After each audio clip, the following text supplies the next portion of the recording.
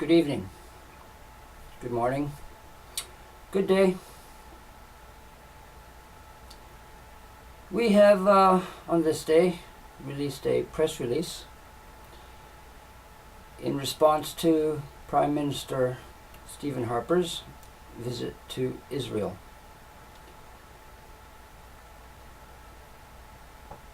We have released it to the newspapers in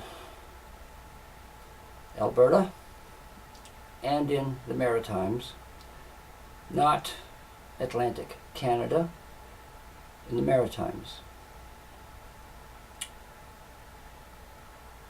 If they will pick up on it is doubtful. However, if one or two do, then the wire will look after itself. The press release reads as follows. Zionist Canada, an open letter to the grunts and junior officers of the Canadian Armed Forces. Prime Minister Stephen Harper has travelled to Israel and addressed the Israeli Knesset. He takes along 208 individuals comprising an quote-unquote accompanying party. At minimum, 90% of the dignitaries are Canadian Jews, representing Jewish organizations and interests. The Prime Minister of Canada is welcomed in Israel as a quote-unquote rock star. The belligerent and repetitive Zionist overtures voiced by the Prime Minister and the toady globalist Minister for Multiculturalism, Jason Kenney, over several years, climax in an unmistakable public relations and optics venture. Canada is become a Zionist state. As the Prime Minister of Canada addresses the Israeli Knesset, the bulldozing and murder of Palestinians continues apace. The bleeding of the German people of financial reparations for the Holocaust continues apace. The Zionist political whoredom of the American Congress continues apace, and the globalist tentacles of a financial, cultural, and now spiritual blanket continues apace. Unlike the Canadian citizen, by and large, you know this. All Western nations are pulled into the globalist vortex of the Jewish Noahide ethos, as has been officially already been the case in America for 22 years. The Prime Minister of Canada endorses this momentum and agenda. In turn, he endorses the enslavement of all non-Jews to a globalist dystopia. At an ideological level, North American Union is quickly becoming a Zionist fait accompli.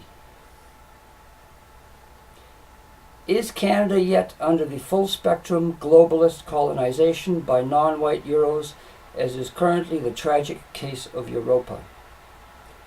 Not yet, but the stage has been set for the importation of 70 million non-white Euros by century's end. The Prime Minister of Canada signals the opening stages. Canada is the globalist and politically correct poster child charting the brave new world. Addressing the Canadian-specific political context only of this Zionist march, the Renaissance Party of North America openly and transparently implores the grunt and junior officers of the Canadian Armed Forces to realize and own the responsibility that they are very likely our last refuge. We recognize such in our policy positions, ranging from the criminal crown to which you have sworn allegiance, to the financial and institutional empowerment of the Canadian Armed Forces at the expense and gutting of a fat and corrupt state bureaucracy. We openly and transparently request your political support.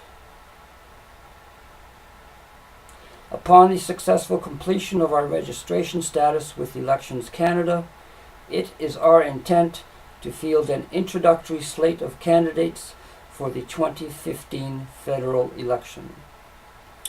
With your support, we shall selectively target ridings wherein resides a Canadian Armed Forces base. I myself shall parachute into New Brunswick's Fredericton electoral riding in order to tap into the CFB Gagetown. On this you have my word. First comes the spiritual pooch. Then comes the democratic pooch. In 20 years' time, at point of full societal collapse, comes the actual military pooch. At this point, you will have matured to become senior officers. This political trajectory, its logic, and its necessity have been identified. It is yours for the taking.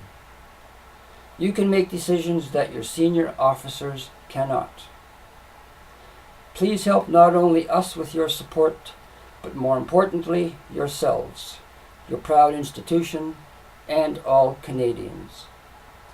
The window of opportunity to chart a breakout still exists, but on a historical timeline, it is shutting quickly. Sincerely, Sebastian E. Ronan, President, Renaissance Party of North America.